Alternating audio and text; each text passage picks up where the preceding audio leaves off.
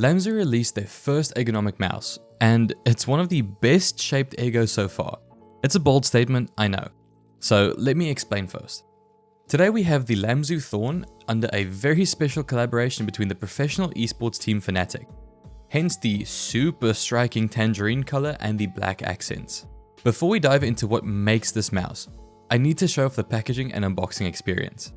It's the exact same style as the Lamzu boxes, but with the FNATIC branding and colors.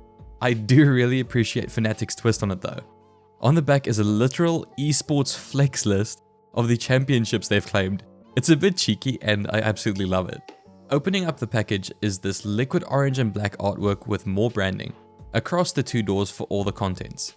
So on the left we have the little velvet bag with our user's guide and the cable, also in orange and black.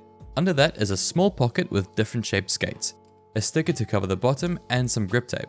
Then we end off on the left side with this little sheet of stickers. On to the main attraction, under the right door is the Thorn, snugly placed inside with its dongle. Now some of you may have noticed the dongle looks very different than the regular stuff, which I'll get into a bit later. But we do have to talk about the shape first. It's a pretty small mouse coming in at 12 centimeters in length. On the base, the first protrusion happens at 3.3 centimeters from the back with a diameter of 6.6 centimeters.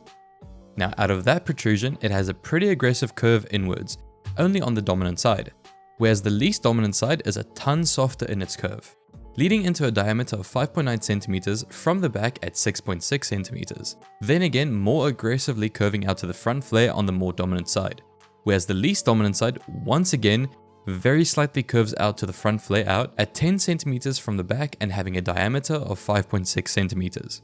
Now from the more dominant side, we have the M1 click height coming in at 2.2 centimeters, having a very nice rounded and consistent slant upwards to the apex of the mouse, being the center at 5.7 centimeters from the back with a height of 4.2 centimeters, eventually leading into a more aggressive slant downwards into the back. Flipping the mouse to the least dominant side, the M2 click comes in at roughly 2 centimeters. Seeing as this side doesn't really have an apex, I'm using this area where the edge starts curving into the side curve where the M2 click ends, being the highest point on the side, coming in at 2.7 centimeters, and of course still more aggressively slanting down to the back. Usually when a new ergonomic mouse is revealed or released, it'll be a clone of Zowie's EC series, but that's just not what the Thorn is. It is way different in looks and how it even feels in the hand, especially in the specs I mentioned earlier. Even by just having them in a side-by-side comparison, we can see there's quite a bit of difference. Getting off of the shape info though, how is my experience of it? In very loose terms, it's been really great. Having the mouse in hand for the first time, I instantly adjusted, even though it's a tad bit smaller to my liking. The thumb groove is really comfortable, especially with this shape, size and position of the side buttons.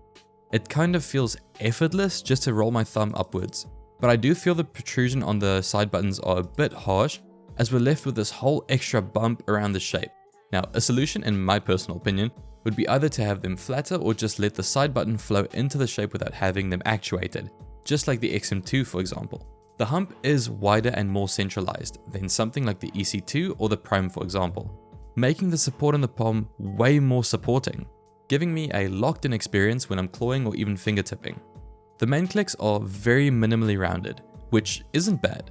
I definitely notice it even with how little it is, but I prefer it to be a slight bit more prominent for the sake of comfort. But the clicks themselves are fantastic.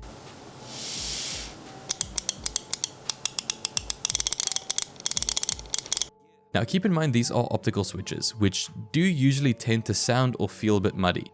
This is definitely not the case though. They feel light and snappy with a good bounce back, creating pretty spammable sessions. Up next is the scroll wheel, and I'm really not a big fan. Now supposedly, the FNATIC edition is the only one with this weird scroll band that's quite mushy. So let's say for example you have your middle mouse button click bind to be your ping or just something useful. Now with each use, the scroll click is pretty heavy and tactile, but then you have the added weight of the band compressing in as you're just expressing so much force on it. It's kind of dumb and makes for a pretty bland experience.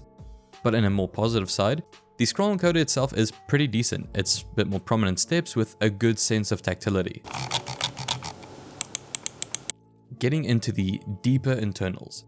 The Thorn sports a Pixart 3395 sensor and a Nordic MCU. indicating that we can reach a higher polling rate up to 4000 Hz. But don't we need a 4K dongle for that?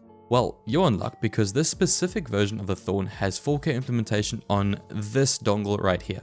I personally haven't had any issues playing on 4K Hz, like stuttering or instabilities, but the battery, even though it's a pretty decent size, does feel like it drains fairly quickly even if I do play on 1K Hz.